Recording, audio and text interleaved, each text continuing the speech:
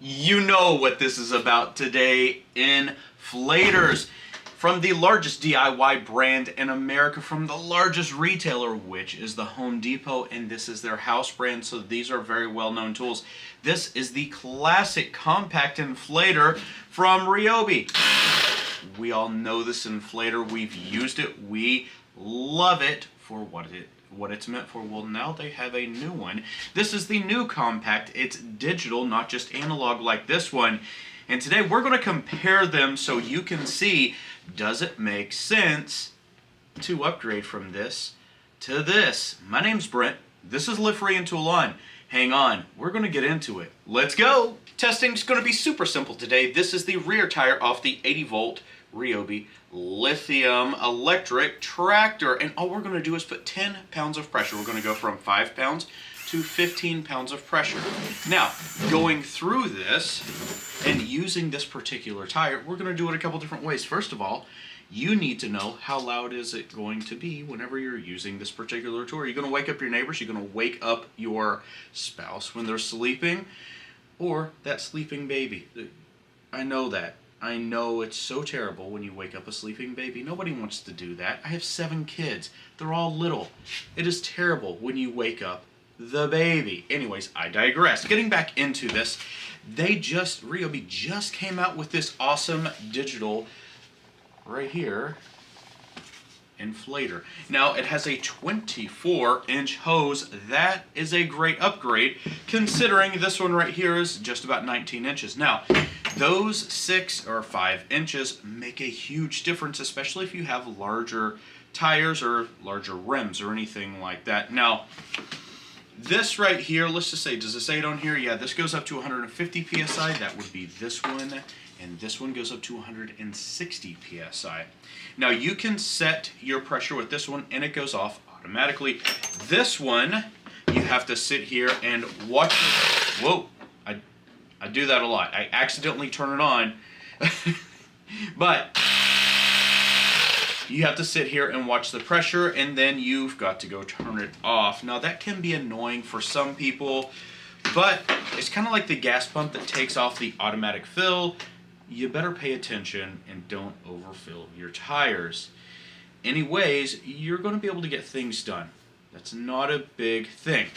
We're also going to time these to see how long does it actually take to pump these up. Now, this is a low pressure tire. It's not going to be a heavy load. So it's going to maximize the performance out of both of these tools. Maybe that'll give you the information you need if you're looking at these to make the upgrade. This is $40 for just the tool only, not with the battery. This one, well, go ahead, try to find it. I dare you. Go to Amazon, see how much it costs you. It's going to be a lot more than that because Home Depot no longer sells it, at least that I could find. Now, the storage for this is, as you can see, right on top, and that's just how it has always been. And I don't know, it's worked out just fine. This one, however, it wraps around it just like this, and it has a robust little clip that holds it together right there. Can you see that? Are we focusing? There we go. And that is it. So, with that being said, let's stop all the jibber jabber and talking. Let's get into the testing. In 3, 2, 1.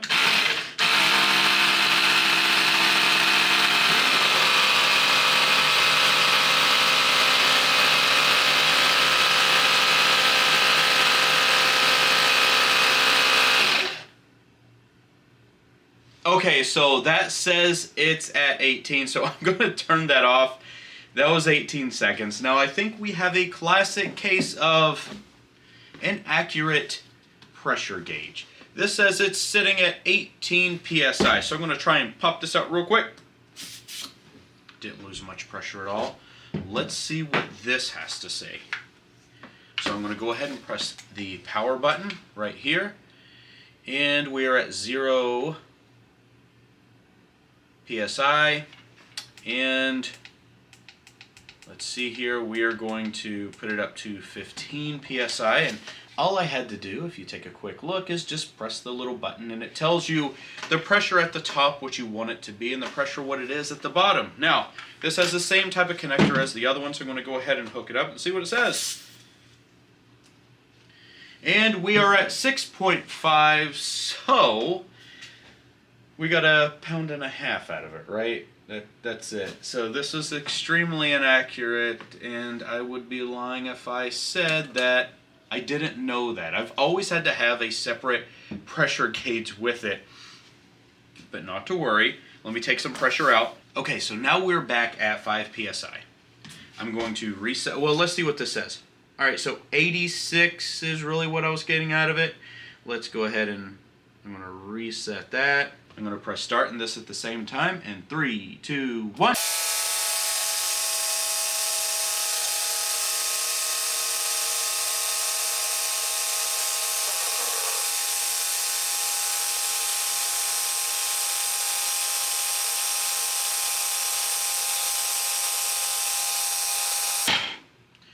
That was 54 seconds that it took to pump 10 pounds of pressure in here.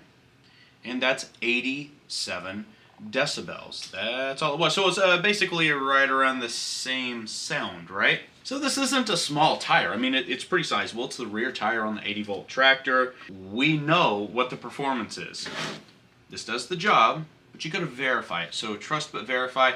But this one, it's not just trust. You can't really trust it. You've got to get out there and you've got to use a little pressure tester.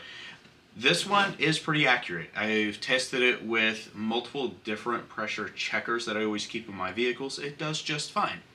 But the big thing is, do you like this? Do you like the form? Do you like the fit? They're two different machines, right? But they get the job done, sort of.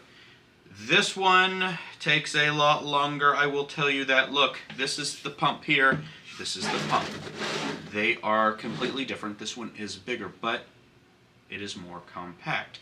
And I think that's something that you really should take into account for. If you're going to keep this in your vehicle or somewhere like that, you're going to be able to store it. And it's going to work for you. It does cost $40. So if that's a lot of money to you, then maybe this isn't for you. But this could be what's inflating your tire on the side of the road. I hope that this was informative to you. If it was, please hit the like button. Don't forget to subscribe. Hit the like button. I've already said that.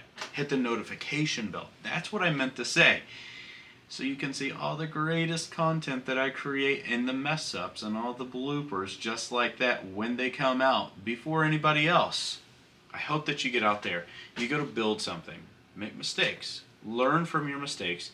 Pass it on to the next generation. We will all be better for it. And I can't wait to see you in the next video. Take care.